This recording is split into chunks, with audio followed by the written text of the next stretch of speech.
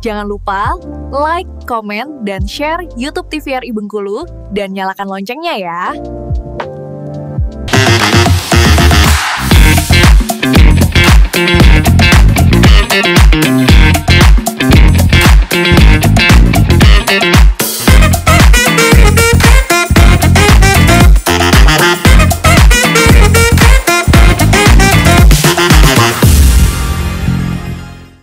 Terima kasih banyak pemirsa Opini, obrolan pas di sini masih bersama saya Iqbal Fatwa dan juga bersama dengan bintang tamu kita, Dr. Nadia di sini. Kita lanjutkan kembali obrolan kita.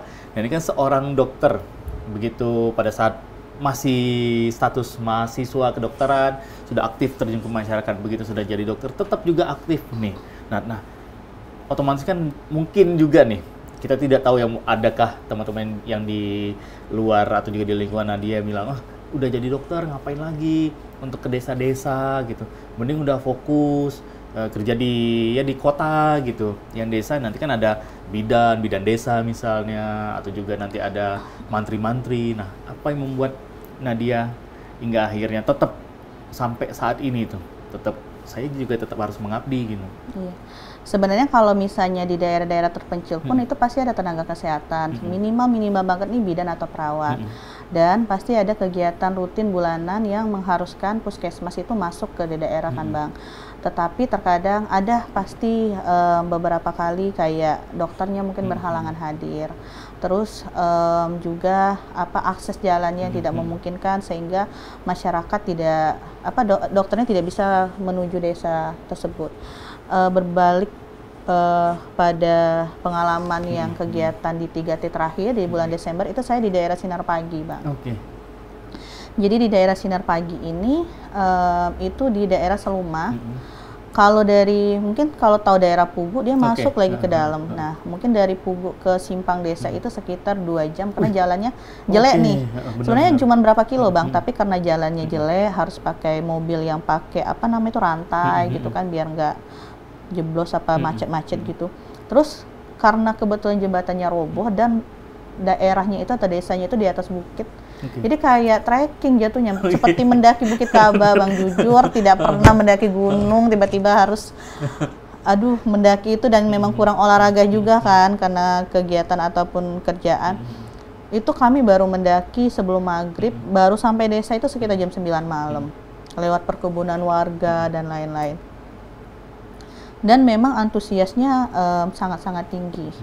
Di sana itu waktu pengobatan di daerah Sinar Pagi itu sekitar 130 pasien yang datang. Nah, dengan saya sebagai dokter dan ada bantuan teman-teman juga sekitar 4 orang yang membantu untuk pengobatan, lumayan menguras energi juga di melayani 130 pasien.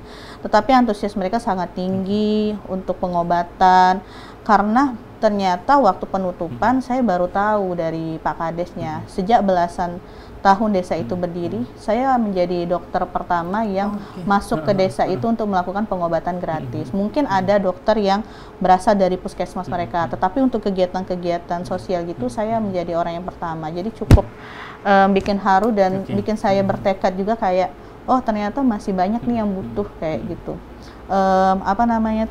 Karena susahnya akses dan lain-lain. Mungkin saya juga tidak bisa datang ke tempat tersebut setiap hari, setiap bulan, ataupun setiap tahun. Tetapi mungkin ketika kami datang, ketika beritanya naik, mungkin dari pemerintah setempat ataupun masyarakat setempat pun lebih care lah untuk kesehatan mereka. Oke, wah luar biasa nih ya, menempuh perjalanan berjam-jam, melewati jalan yang bisa dikatakan bukan jalan normal, jalan seharusnya. Nah, tapi tetap Nadia bersama teman-teman lakukan itu tuh. Dan ya kalau berbicara soal mungkin berbicara money oriented, ini kan sama sekali bisa dibilang tidak ada nih. Atau bahkan memang kalian kerja secara ikhlas, sukarela terjun ke lapangan. Nah, apa yang ada di benak Nadia bersama teman-teman? Ayo kita harus ke sana nih gitu. Oke, kemarin itu kebetulan bareng juga sama salah satu komunitas juga kan Bang.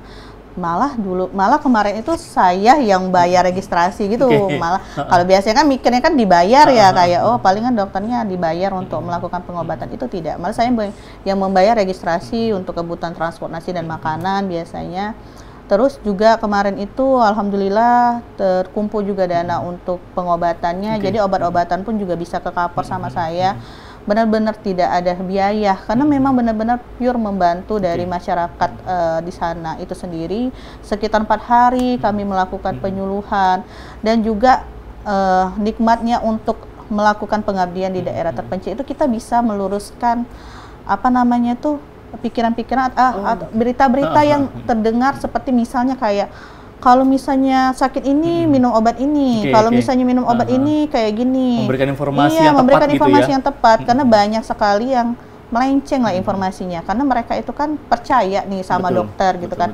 Ketika informannya dokter dan kita menjelaskan dengan cara baik, jadi mereka tuh lebih enak untuk ibarat kata tuh menurut gitu tentang edukasi kita. Oke. Dan berarti kalian nginep di sana? Benar Bang, di sekitar 4 hari dan jarak rumahnya itu kayak bukit-bukit Bang.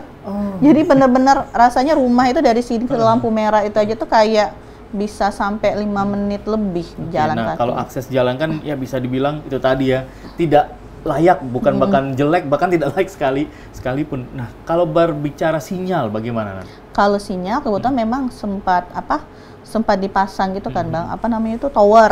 Sempat dipasang tower, tapi memang di beberapa kegiatan saya sebelumnya mungkin saya sudah sekitar 7 atau 8 daerah 3T yang saya pernah datangin, malah sekitar 4 desa itu benar-benar tidak ada sinyal. Benar-benar tidak ada sinyal. Jadi berpesan aja nih sama orang tua di rumah kalau misalnya tidak bisa dihubungi dalam 3 hari ke depan. Gitu. Jadi ketika keluar dari desa itu baru tahu masuk info-info. Dan ini juga bisa membawa satu kebaikan juga ya untuk masyarakat desa setempat dengan adanya Nadia bersama teman-teman di situ hingga akhirnya nanti ternyata di situ ada desa. Benar. Bisa saja masyarakat di Provinsi Bengkulu ini tidak tahu desa itu di sana gitu. Terus juga sinyal juga nggak ada. Mudah-mudahan juga bisa membawa hal positif untuk masyarakat setempat sehingga pemerintah lebih memperhatikan kondisi warganya yang ada di desa tersebut. Dan pemirsa opini yang menariknya, begitu sebelum menjadi dokter masih status mahasiswa sudah aktif, dan begitu aktif sudah menjadi dokter masih tetap aktif sampai detik ini pun Nadia juga aktif untuk membantu masyarakat bukan hanya ke desa terpencil.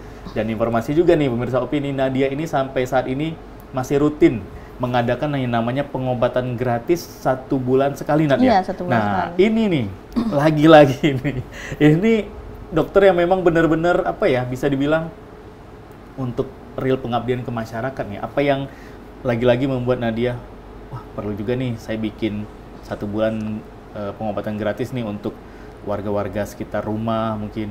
Iya. Kebetulan sekarang itu kan punya usaha ya Bang, apotik. Nah jadi beberapa kali sebelumnya itu ada beberapa komunitas kayak ngajak collab gitu. Mungkin kan banyak dokter yang ada di Bengkulu, tetapi mungkin mereka tidak banyak mengenal yang bisa mereka ajak lakukan kegiatan-kegiatan kayak seperti ini. Sebenarnya balik-balik lagi memang pengabdian-pengabdian ini nih dibutuhkan juga untuk kecukupan kami dalam memperpanjang yang namanya STR seperti itu. Tetapi hanya beberapa kali mungkin untuk yang lain. Nah, saya tuh seneng banget nih kalau misalnya tiba-tiba ada yang ngubungin kayak, Mbak sibuk nggak? Ini ada pengobatan gini-gini. Oke, nanti aku bawain obat nih dari rumah gitu. Jadi mereka cuma menyediakan tempat, nanti aku bawa obat. Karena sebenarnya Bang, percaya atau tidak, 800.000 itu menurut Abang sedikit ya. Kalau kita berbicara, kalau kita bawa ke mall, 800.000 itu sedikit. Sedangkan 800.000 itu waktu saya di Sinar Pagi sudah bisa mengobati 130 orang. Jadi bisa mengcover obat-obatan itu. Benar-benar semua orang bisa dapat obat, bisa bawa obat, bisa hilang keluhan yang mereka hadapi. Jadi kebetulan karena saya memang asli daerah Tanjung Jaya nih kebetulan. Jadi ada kakak saya itu ngomong ke saya, deh gimana nanti kita bikin deh untuk kayak pengobatan gratis gitu bulanan rutin. Jadi mereka nanti datang ke rumah gitu, nanti kita kayak cek asam urat, gula darah, terus pemberian obat dan juga suntik vitamin. Jadi tapi bener-bener yang datang itu para lansia Bang. Lansia-lansia gitu mungkin yang mereka anaknya nggak punya waktu nih mau nemenin ngantri mungkin di fasilitas kesehatan yang lain kayak gitu yang mereka terdaftar dari BPJS-nya. Jadi mungkin kegiatan yang 2 bulan sampai 3 bulan sekali, karena kan berputar nih per kelurahan yang ada dekat rumah. Nah, jadi mereka itu disuntik vitamin, terus diberikan obat, sama diperiksa, nanti dicek, kan yang penting gula darah sama asam uratnya. Terus jadi kayak nostalgia juga nih, karena kebetulan bikin di dekat rumah, jadi kayak, oh ini ayahmu kayak gini-gini, jadi kayak rasa bersyukur sendiri gitu Bang, karena ngerasa jadi kayak ngecas energi sendiri sih saya. Benar, gitu. betul. Begitu ngelihat masyarakat yang datang itu malahan justru menjadi penyemangat kembali gitu ya. Wah, berarti saya harus bisa berbuat lebih luar biasa lagi. Wah, luar biasa nih pemirsa Opini. Dan juga nih Nat, nah bagaimana dengan, mungkin ada juga pemirsa Opini yang ingin terlibat nih Nat, mungkin ingin join atau juga mungkin ingin kerjasama juga sama Nadia. Ada satu wadah misalnya semacam organisasinya nggak Nat? Kalau sekarang sih ada aktif di salah satu komunitas juga. Tetapi kalau misalnya ada dari sahabat-sahabat Opini mungkin yang ingin melakukan pengobatan gratis atau pengen collab untuk pengobatan atau kegiatannya, nanti boleh aja nih dihubungin untuk saya sendiri di Instagram, mungkin Nadia Umniati Syarifah, nanti kasih tahu aja nih kepentingannya untuk apa, keperluannya untuk apa. Jadi sehingga bisa kita sama-sama menebar kebaikan. Karena bagi saya hal yang mungkin sedikit ini tuh berdampak besar gitu Bang untuk orang-orang. Benar, betul, tepat sekali. Dari hal kecil kita membantu satu butir obat aja gitu, itu kan sangat bermanfaat sekali untuk masyarakat. Yang tadi Nadia cerita, ternyata dengan uang yang tidak perlu berjuta-juta, yang 800 ribuan ternyata bisa mengobati 130-an orang. Iya, di desa itu. Di daerah terpencil pada saat itu Nadia mengabdi turun ke masyarakat. Wah, obrolan seru ini pemirsa Opini akan kita lanjutkan. Nadia, kita tahan dulu obrolan kita. Dan pemirsa Opini jangan kemana-mana, obrolan pas di sini akan kembali lagi hanya untuk Anda.